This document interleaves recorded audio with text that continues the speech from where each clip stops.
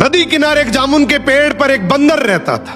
उसी नदी में एक विशाल मगरमच्छ भी रहता था।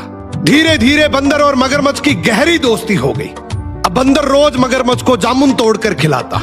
एक दिन मगरमच्छ जामुन लेकर अपनी पत्नी के पास गया और बोला, ये मेरे दोस्त ने दिए हैं, देखो कितने मीठे हैं। बंदर मेरा बहुत अच्छा दोस्त बन गया, वो मुझे रोज ऐसे ही जामुन खिलाता है। पत्नी ने जामुन चखे, उसे भी बहुत मीठे लगे और बोली, अगर जामुन इतने मीठे हैं तो जो आपका दोस्त बंदर इन जामुन को खाता है तो उसका कलेजा कितना मीठा होगा।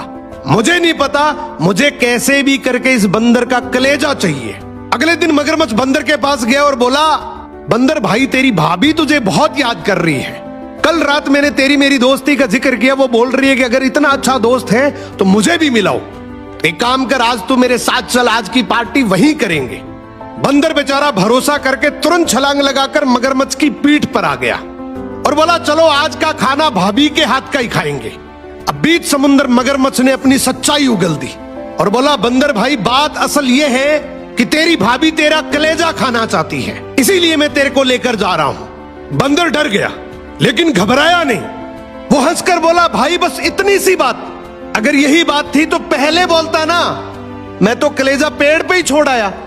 अब तेरे जैसा नीडर दोस्त है तो कलेजा किसको चाहिए, चलो वापस कलेजा लेकर आते हैं, पहले ही बोल देता यार। अब मगरमच्छ भी बंदर की बात में आकर वापस घूम गया और जैसे नदी किनारे पेड़ के पास गया, बंदर तुरंत छलांग लगाकर पेड़ पर चढ़ गया और बोला, जा रे धोखेबाज, मैंने तेरे को दोस्त माना, तेरे पे भरोसा किया और तू इतना बड़ा धोखेबाज निकला।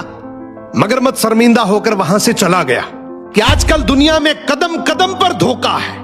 अगर संभल कर चलना नहीं सीखा तो कभी न कभी किसी न किसी धोखे के शिकार हो जाओगे।